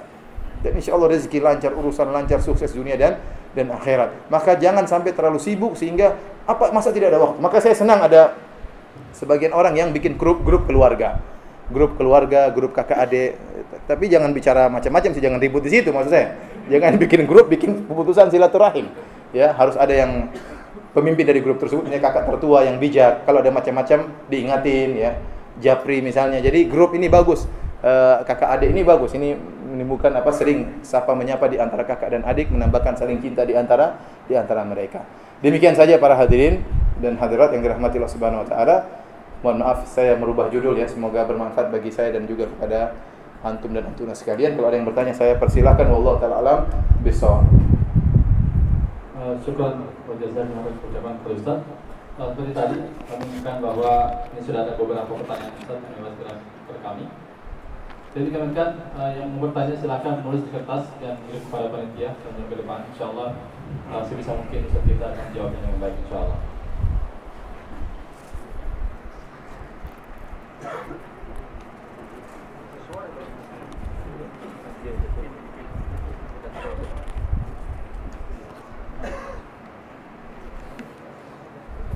Ustadz, bagaimana tanggapan dan nasihat Pak Ustadz tentang sekolah-sekolah Islam terpadu, khususnya di Makassar yang masih melaksanakan program pentas seni untuk siswa, di mana siswa-siswi dilatih untuk tampil menari, bernyanyi, drum band dengan alat musik di panggung saat acara pentas seni dengan dalih untuk peningkatan kreativitas anak. Ya. Saya jelas bahwasanya ini tidak benar ya, bahwasanya musik hukumnya haram, ini ijma ulama ya. Bahkan ulama Syafi'i paling keras tentang masalah musik. Oleh karenanya Ibnu Hajar Al-Haytami dalam kitabnya az-zawajir min iqtirafil kaba'ir, memasukkan memainkan alat musik termasuk dosa besar ya. Ya, dan ini sudah saya bahas dalam buku saya Ajaran Mazhab Syafi'i yang ditinggalkan. Oleh karenanya kalau kita ingin meningkatkan kreativitas anak pada hal-hal yang baik, bukan hal-hal yang buruk sehingga menjadikan anak-anak cinta kepada musik, ya, tenggelam dengan musik, ya, sehingga akhirnya lalai untuk membaca Al-Qur'an, lalai untuk hafal-hafal hadis, lalai untuk membaca sejarah Nabi dan sejarah para sahabat. Ya ikhwan, kalau orang sudah cinta musik, akhirnya apa? Itu yang dia hafal, ya. Itu yang dia hafal, itu dia ingat-ingat, ya. Saya aja dulu waktu di zaman jahiliyah, ya, hafal mungkin tidak tahu berapa ratus lagu. Itu saja kadang-kadang kalau nadanya satu muncul bisa merojaah langsung. Bahayanya musik di situ. Quran kita ulang-ulang nggak muncul-muncul, ulang-ulang nggak muncul-muncul. Bahayanya musik di situ, ya. Sampai-sampai nasyid hukumnya boleh, para ulama mengatakan boleh, tapi kalau berlebihan bisa melalaikan, dilarang. Ya, karena orang kalau sudah senang bernasyid terlalu sering, dia susah untuk melantunkan Al-Quran. Kenapa? Dia lebih asyik melantunkan apa? Nasyid. Itu makanya dikatakan musik itu melalaikan. Musik itu apa? Melalaikan, ya. Oleh karenanya kita kembangkan kreativitas anak, masih banyak kreativitas yang bisa kita kembangkan. Maka hal seperti ini kita jauhi. Wallahu a'lam bishawab.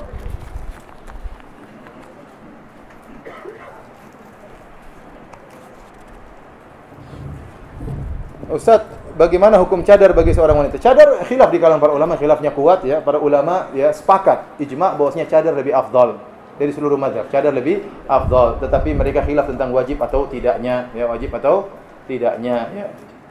Yang mengatakan wajib sebagian ulama dan mengatakan tidak wajib juga sebagian ulama, ya. Saya sendiri lebih condong kepada wajibnya. Namun saya tidak saya tahu ini masalah khilafiyah, maka tidak ada paksaan dalam masalah khilafiyah, ya.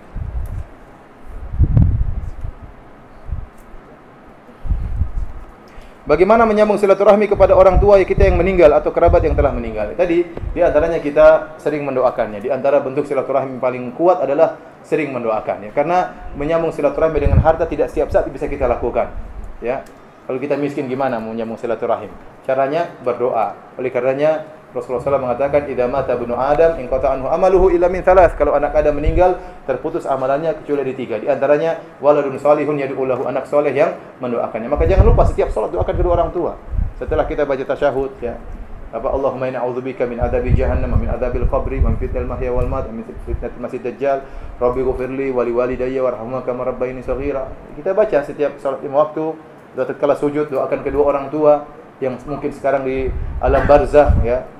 Ya, apa nawwir qabrahu, ya Allah terangkanlah kuburannya, lapangkanlah kuburannya, ampunilah dosa-dosanya, ya. Ini bentuk berbakti yang sangat besar, sering mendoakan kedua orang tua karena mereka sekarang tidak butuh dengan harta kita. Kita sudah tidak bisa lagi perhatian sama mereka, tidak bisa lagi kunjungi mereka, tidak bisa lagi kita memijit mereka, memijit kaki mereka. Ingat perkataan Muhammad ibn Munkadir, kata Muhammad ibn Munkadir, "Bitu agmizu rijlai ummi wa bata akhi Umar yusalli wa ma sarrani anna lailati bilailatihi." Kata dia, saya tidur, saudara saya tidur salat malam, sementara saya tidur memijit kedua kaki ibuku, dan saya tidak mau pahala pijit kaki saya ditukar dengan pahala salat malamnya. Karena ini bentuk berbakti yang sangat besar, menyenangkan hati orang tua. Sekali-sekali datang makan bareng, sekali-sekali ibu kita mungkin gorengkan kita makanan, dia ingin kita seperti waktu masih kecil, kita makan hasil masakannya. Jangan bilang, "Bu, kok nggak enak, Bu?" Jangan.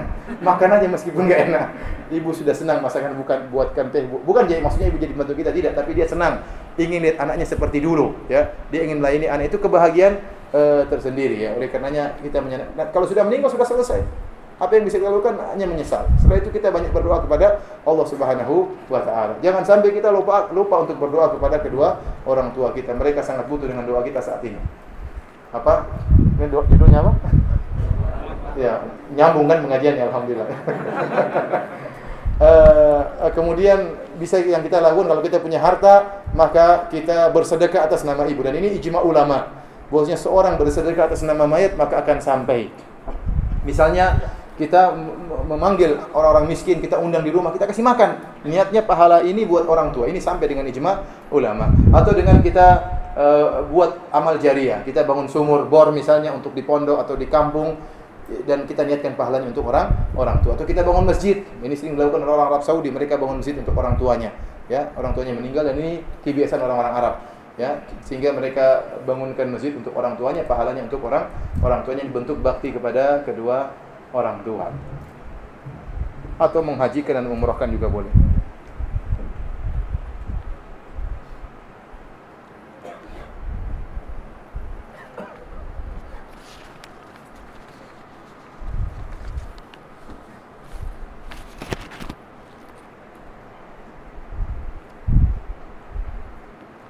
Kakak saya sering berbuat zalim kepada saya dan ibu saya, sering menipu kami. Saat ini saya tidak berbicara, tidak menyambung silaturahmi dengannya. Apa yang harus saya lakukan? Ini kakak kurang ajar sebenarnya. Tetap aja kita, ya, kalau bisa nasihati, ya, nggak saya nasihati, ya. Tetap kalau saya sih jangan putuskan. Tetap nasihati, tetap ramah, tetap berbuat baik. Nasihat jalan terus, ya. Nasihat jalan terus. Tadi hadis yang tadi, ya, seorang mengeluh bahwasanya bagaimana dia sambung silaturahmi, ternyata kerabatnya malah memutuskan. Itulah ujian bahwasanya kita menyambung silaturahmi karena Allah, bukan karena berharap kebaikan dari dia, ya. Jadi tidak mengapa kita tetap nasihati dia, ya. Kalau dia datang kita nasihati, ya. Tapi jangan kita putuskan bagaimanapun juga.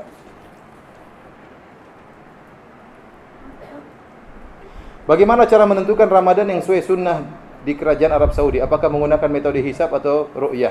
Di Saudi menggunakan ru'yah, ya. Dan ini mazhab jumhur ulama, 4 mazhab. Bahkan sebagian ulama mengatakan ijma'.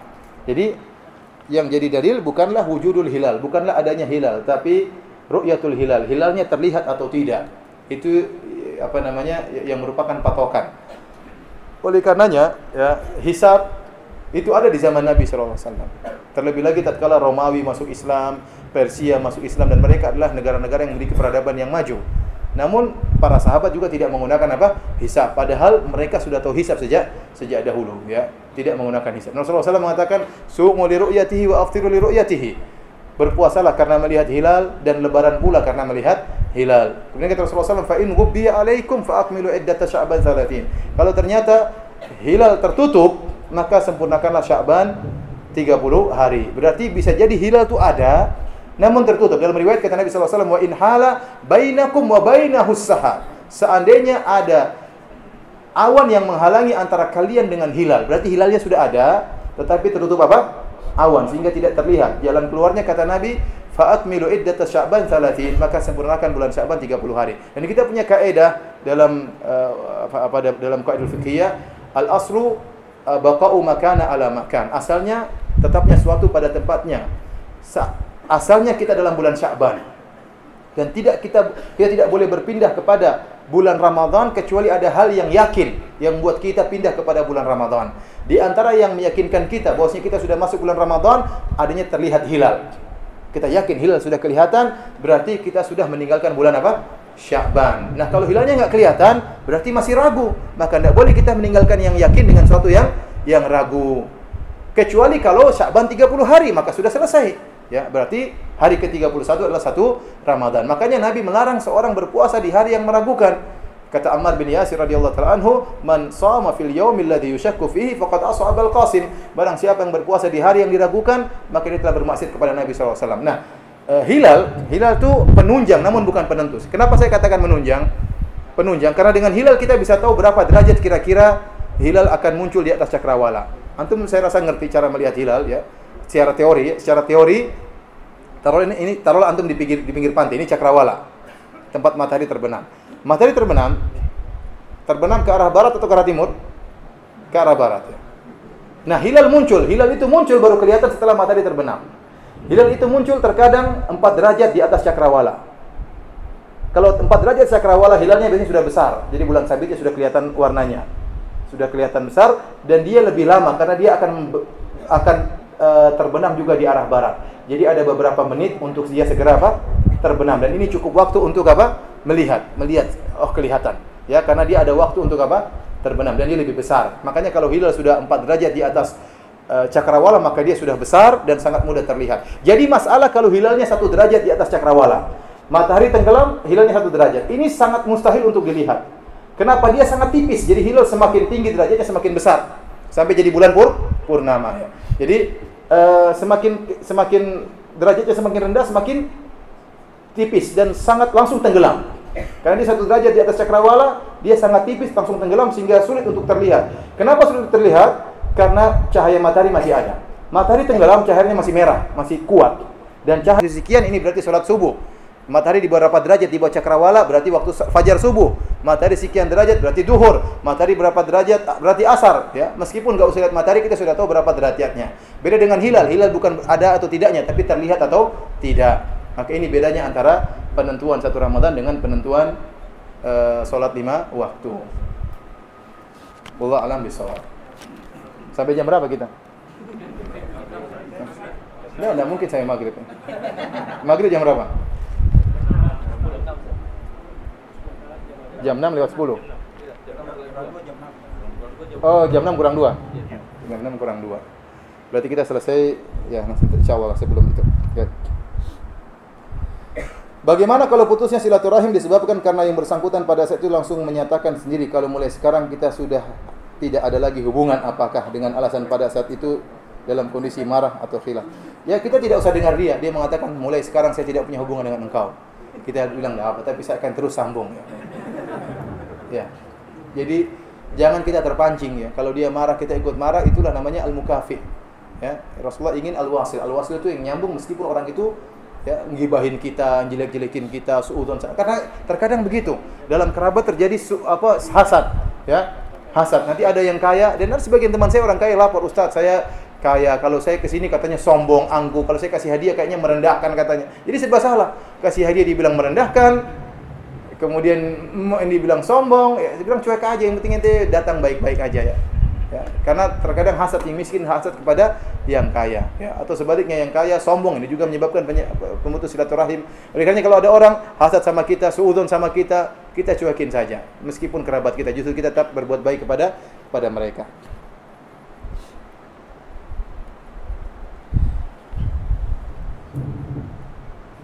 Ada orang tidak mau silaturahim karena tantenya selalu minta uang. Ya, kalau ente punya uang kasih. Kalau ente punya uang apa? Kasih. Kata Rasulullah SAW, al-khalatu bimanzilatil Bibi itu seperti apa? Seperti ibu. Saya tahu saya punya teman, ibunya sudah meninggal, tante-tantenya dia umrohkan semua. Tante-tantenya dia umroh. Ini teman saya di Jakarta, tantenya dia umrohkan semua dan dia tahu hadis ini. Al-khalatu bimanzilatil Bibi itu seperti apa? Seperti ibu. Kalau antum enggak punya uang, ya tetap aja antum telepon.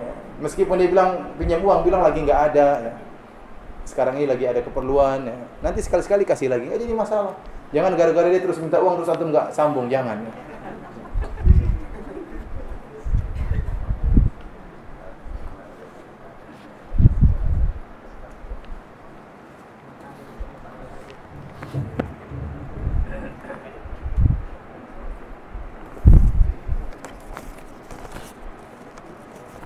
Habis ya? Masih ada?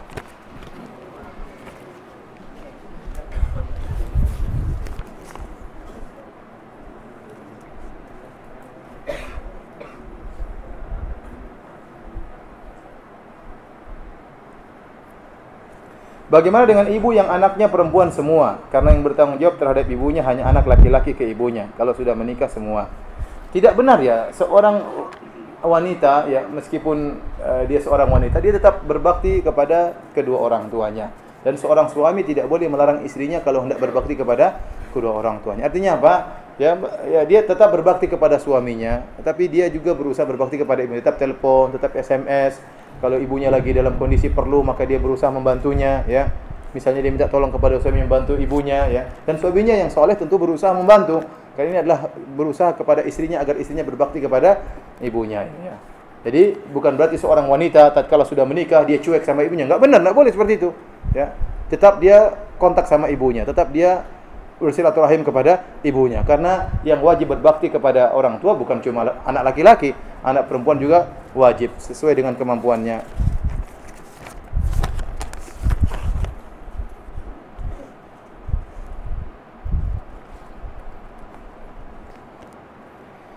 Orang tua kami memiliki masalah dengan saudara-saudaranya, itu dengan om dan tante kami. Sehingga jika kami mengunjungi mereka akan menyakiti orang tua kami. Orang tua melarang untuk menyambung apa? Silaturahim. Apa yang boleh kami lakukan? Apakah kami boleh berbohong kepada orang tua kami jika kami mengunjungi om dan tante kami itu? Ini perkaranya berat ya.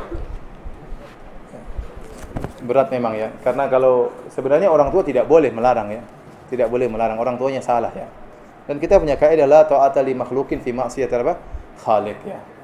Jadi bagaimana caranya lah mengunjungi om dan tante tetap dikunjungi meskipun tidak sering-sering, tapi bisa dengan telepon. Kalau memang ketahuan kalau pergi langsung orang tua marah, bisa dengan apa? Telepon, kabar gimana om, bisa saja ya. Atau ketemu di mana tapi segera balik ya. Intinya tidak boleh taat kepada orang tua untuk memutuskan silaturahmi dengan apa? Dengan om dan tante. Afwan Ustadz, apakah istri ayah itu bukan ibu kandung termasuk mahram? Minta tolong disebutkan jalur mahram ya. Istri ayah adalah mahram ya. Wala tankihu ma nakaha abaukum. Janganlah kalian menikahi istri-istri ayah kalian ya. Meskipun sudah dicerai tetap sebagai apa? Mahram kita ya. Namun dia bukan rahim. Dia bukan apa? Rahim. Dia mahram kita. Kita berbuat baik kepada dia karena dia adalah kekasih ayah kita ya. Tadi kalau Ibnu Umar meletakkan sorban kepada teman bapaknya, apalagi kepada istri bapak kita. Namun secara rahim dia bukan apa? Rahim. Kita hanya berbuat baik kepada dia karena ayah kita. Jadi kita berbuat baik kepada istri ayah kita karena siapa? Karena ayah kita ya, dari sisi ayah kita. Tapi kalau rahim antara kita dengan dia tidak, cuma dia adalah mahram kita.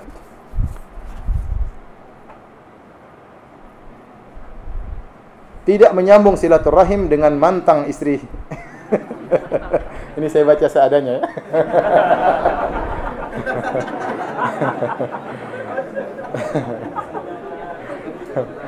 Tidak apa-apa kan, ini kita sama-sama ya. Hukumnya bagaimana ya? Kalau dengan mantan istri, jangan disambung silaturahim kepada anak-anak kita. Nah, padahal mantan istri kita berbuat baik, tapi jangan kita dekat-dekat lagi. Dia bukan lagi mahram apa? Mahram kita. Dia sudah istri orang lain. Dia sudah seperti wanita lain saja. Ya, sudah selesai. Putus hubungan kekerabatan kalau sudah cerai dengan kita. Yang hubungan silaturahmi dengan kita adalah apa? Anak-anaknya. Kita berbuat baik kepada dia karena dia ibu anak-anak kita. Paham? Dia adalah ibu anak-anak kita ya. Ini kalau kita berbuat ya sebagaimana berbuat baik kepada orang lain, sebagaimana orang ini pernah berbuat baik kepada kita. Namun ini bukan silaturahim. Ini bukan silaturahim. Ya, mungkin dia pernah baik sama kita, kita balas jasanya, tapi jangan sampai tersambung apa? Hubungan lagi. Ya. Apalagi kalau dia sudah menjadi istri orang lain. Kalau mau nikah lagi silakan ya, kembali lagi ya. Tapi jangan kemudian dia sudah nikah sama orang lain kemudian masih apa? Hubungan, enggak boleh. Jadi itu bukan silaturahim ya.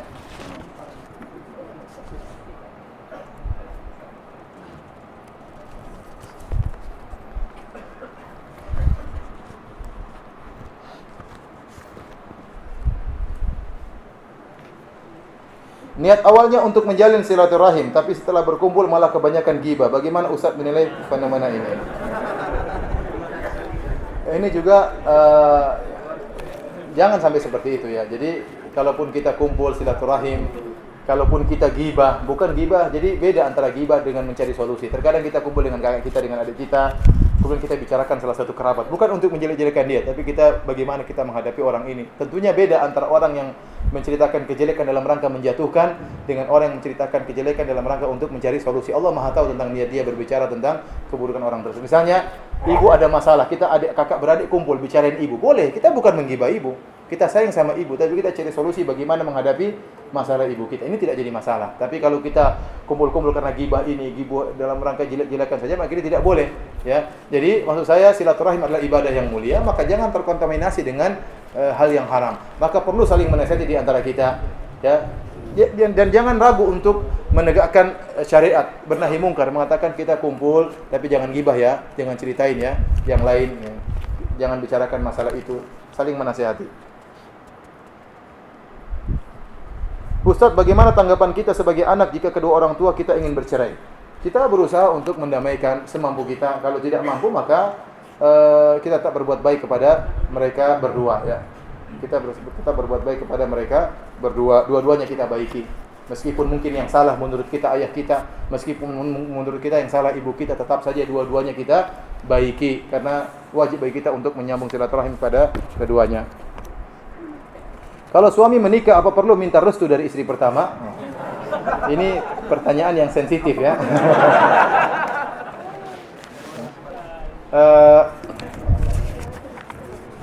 Tanyakan kepada ustadz yang lain.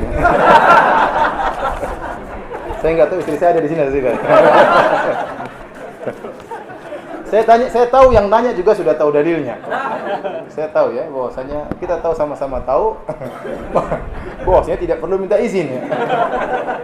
Tapi bukan berarti nekat ya. Jadi seorang harus melihat maslahat dan apa? Mudarat ya. Lihat maslahat dan mudarat. Kenapa saya sampaikan demikian? Karena banyak poligami itu adalah syariat yang mulia, syariat yang indah ya. Tetapi kalau tidak dijalankan dengan baik, maka yang timbul adalah kemudaratan. Banyak orang poligami yang gagal ya. Maka saya ingin kalau orang yang poligami berhasil, gimana caranya? Ya. Sehingga tersebar, oh kalau orang poligami berhasil, tetap bahagia, tetap ini kan indah kalau seperti sehingga yang lain mudah poligami. Tapi kalau kasusnya ini masalah, ini masalah, ini masalah, ini masalah, berarti dia mental untuk poligami belum ada. Ya, mental untuk berpoligami belum ada. Maka seorang persiapkan diri kalau ingin berpoligami. Kalau nggak bisa, nggak mampu, maka tidak usah. Tidak usah. Syariat poligami itu indah, namun bagi orang yang mampu melakukannya. Ya. Paham?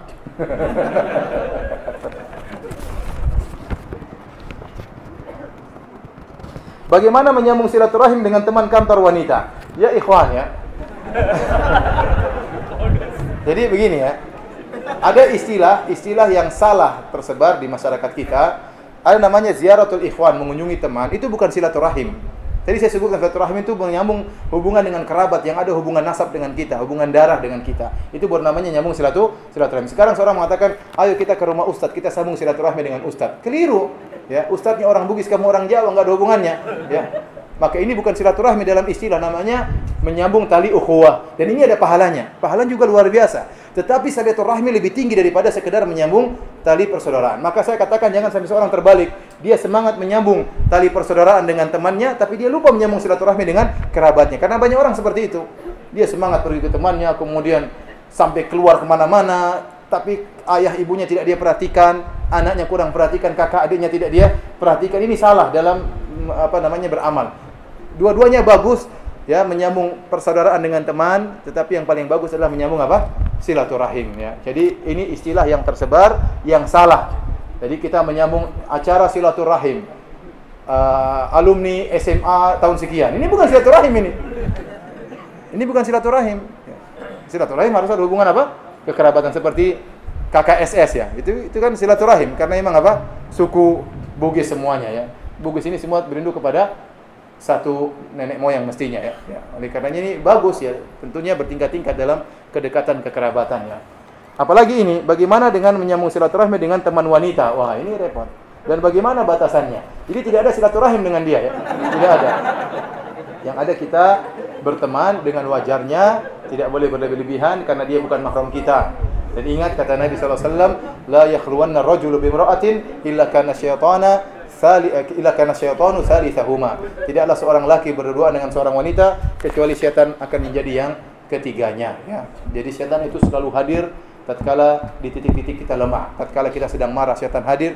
Tatkala kita sedang syahwat juga syaitan akan hadir. Maka hati-hati yang bekerja di kantor jangan sampai berduaan dengan seorang wanita. Dan sering saya sampaikan seorang wanita ya, tatkala dia keluar rumah untuk kerja dia akan berhias dengan secantik-cantiknya. Ya, ini harus diperhatikan oleh para ibu rumah tangga. Ingat, suami kita kalau keluar dia bakal melihat wanita yang berhias secantik-cantiknya karena memang mereka ingin berhias supaya karena bikin ke kantor. Masa ada ibu ke kantor pakai baju daster aja nggak ada kan? Bau bawang. Hidup berkah dengan cinta sedekah. Cinta Sedekah adalah lembaga nirlaba milik kaum muslimin yang berkhidmat mengelola zakat, infak, sedekah, dan wakaf sesuai syariat untuk mewujudkan masyarakat muslim yang bermartabat. Cinta Sedekah dijalankan oleh tim pelaksana yang amanah dalam pengawasan Dewan Penasehat Syariah yang berkompeten dan dibina oleh Ustadz Firanda Andirja MA. Cinta Sedekah melakukan kegiatan berupa penerimaan dan penyaluran donasi seperti menerima penyaluran zakat dan disalurkan antara lain melalui program santunan pendidikan siswa, santunan untuk guru, santunan pengobatan, memfasilitasi seluruh masyarakat untuk berbagi serta peduli melalui kebiasaan berinfak. Penyaluran infak antara lain berupa bantuan sarana pendidikan, dakwah, bantuan sosial kemanusiaan, pelatihan kewirausahaan, dan bantuan kewirausahaan. Menyalurkan donasi berupa wakaf agar tersalurkan nilai manfaatnya seluas mungkin kepada masyarakat. wakaf disalurkan melalui pembebasan tanah, bangunan masjid, maupun bangunan sekolah. Target penyaluran donasi secara umum adalah bidang pendidikan, dakwah, kesehatan, ekonomi, sosial, kemanusiaan. Banyak orang yang mereka menyisihkan harta mereka, menabung demi untuk menjamin masa depan anak-anak dan istri mereka. Dan ini adalah perbuatan yang baik, perhatian terhadap anak dan istri. Namun terkadang atau sering mereka lupa bahwasanya diri mereka juga butuh untuk jaminan masa depan. Maksud saya masa depan sini masa depan di akhirat, masa depan yang abadi. Karena kita semua tahu bahwasanya kita akan meninggal dunia dan kita akan meninggalkan dunia ini dan kita akan menuju rumah kita yang sungguhnya, kampung kita yang sungguhnya adalah darul akhirah. Maka seorang berusaha menjamin masa depannya dengan bangun istananya di surga, ya. Caranya bagaimana? Dengan bersedekah. Keluarkan rezekinya, sisihkan uang, ya, sisihkan sebagian hartanya, disedekahkan di jalan Allah Subhanahu wa taala. Itulah yang akan menjamin kehidupan masa depannya. Dan Rasulullah SAW telah menjelaskan bahwasanya seluruh harta yang kita infakkan di jalan Allah Subhanahu wa taala itulah yang akan tersisa buat kita. Itulah tabungan kita yang sungguhnya. Itulah jaminan masa depan kita. Dalam satu hadis tatkala Aisyah radhiyallahu taala anha membagi-bagikan kambing yang telah disembelih dibagi-bagikan, maka Rasulullah SAW bertanya kepada Aisyah radhiyallahu taala anha tentang kambing tersebut. Ma baqiya minha? Apa yang masih tersisa dari kambing tersebut? Maka Aisyah radhiyallahu taala anha menjelaskan kepada Nabi sallallahu alaihi wasallam dengan berkata, "Ma baqiya minha illa katifaha." Wahai Rasulullah, seluruh kambing sudah dibagikan, tidak ada yang tersisa kecuali hanya pundak kambing yang belum dibagikan. Tatkala itu Nabi sallallahu alaihi wasallam menjelaskan kepada Aisyah radhiyallahu taala anha tentang hakikat sedekah. Rasulullah sallallahu alaihi wasallam menjelaskan, justru sebaliknya. Kata Nabi sallallahu alaihi wasallam, "Baqiya kulluha illa katifaha." Justru seluruh bagian dari kambing yang telah disedekahkan itulah yang tersisa. Yang belum dibagikan yaitu pundak kambing justru itu yang tidak tersisa. Ini menunjukkan kepada kita bahwasanya harta yang kita gunakan di atas muka bumi ini dengan untuk kesenangan dunia, untuk kepentingan dunia itu tidak tersisa. Tapi harta yang kita infakkan di jalan Allah Subhanahu wa taala pada perkara-perkara yang dicintai oleh Allah Subhanahu wa taala itulah justru hakikat harta kita yang sungguhnya. Harta yang kita tidak infakkan di jalan Allah tidak akan tersisa. Kita akan meninggal dunia dan kita akan dibangkitkan dalam kondisi tidak membawa apa-apa. Kata Nabi SAW, manusia dibangkitkan pada hari kiamat, di antara sifat mereka tatkala dibangkitkan, buhman. Itu tidak ada harta yang mereka bawa sama sekali. Mereka dikuburkan dengan hanya membawa kain kafan, tidak ada harta yang mereka bawa. Dan mereka dibangkitkan dengan tidak ada harta yang mereka bawa. Oleh karenanya, para pemirsa yang dirahmati oleh Allah Subhanahu wa taala, sebagaimana perkataan sebagian salaf, Anda ingin menyimpan harta Anda yang terjamin harta tersebut tidak akan dicuri oleh pencuri, tidak perlu khawatir ada orang yang mengambilnya, tidak perlu khawatir harta tersebut akan rusak dimakan oleh ulat atau perkara-perkara yang merusak yang lainnya, maka simpanlah di sisi Allah Subhanahu wa taala. Caranya bagaimana? Dengan bersedekah. Maka harta Anda akan terjamin di akhirat sebagai jaminan masa depan Anda. Oleh karena jangan pernah ragu untuk bersedekah. Jangan pernah ragu untuk bersedekah. Dalam hadis qudsi Allah Subhanahu wa taala berfirman, "Ya ibna Adam, anfik unfik alaik." Wahai anak Adam, berinfaklah, niscaya aku akan berinfak kepadamu. Berinfaklah kepada hamba-hambaku, niscaya aku yaitu Allah Subhanahu wa taala akan berinfak kepadamu. Allah Subhanahu wa taala berfirman, "Wa ma anfaqtum min syai'in fahuwa yukhlifuh." Apa saja yang kalian infakkan, maka Allah akan menggantinya. Wa huwa khairur raziqin, dan Allah adalah sebaik-baik pemberi rezeki. Dan Allah adalah sebaik-baik pemberi rezeki. Betapa besar kebahagiaan Anda tatkala Anda memberikan sedekah kepada orang-orang yang memerlukan.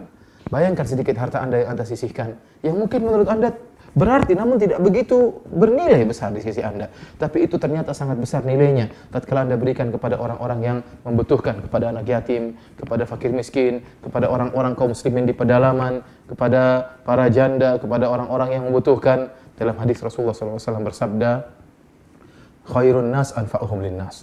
Orang yang terbaik adalah yang paling bermanfaat bagi orang lain. Kemudian kata Nabi SAW, wa khairul ahabbul a'mali ilallah, wa ahabbul a'mali ilallah Amalan yang paling dicintai oleh Allah Subhanahu wa taala, sururun yudkhiluhu fi qalbi muslim. Rasa senang yang dimasukkan dalam hati seorang muslim. Anda membahagiakan anak yatim, Anda membahagiakan para janda, Anda membahagiakan para santri yang sedang belajar, Anda membahagiakan orang-orang miskin yang ada di pedalaman, orang-orang yang sulit untuk makan, sulit untuk berobat, tidak punya biaya, Anda bahagiakan mereka. Orang-orang yang sedang terkapar di rumah sakit, tidak ada yang biayai mereka, Anda bahagiakan mereka, maka Allah akan bahagiakan Anda.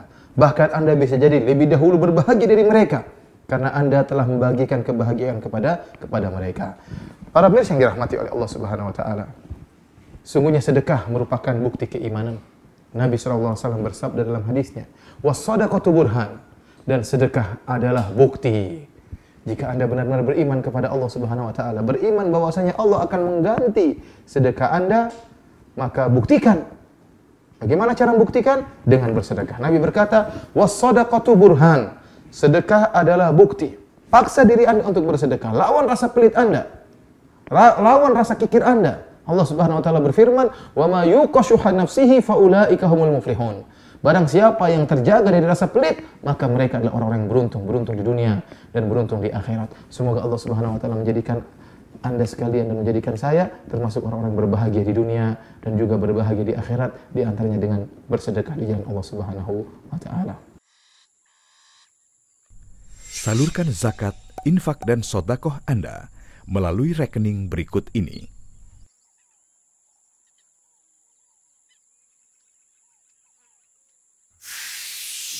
Hidup berkah dengan cinta sedekah.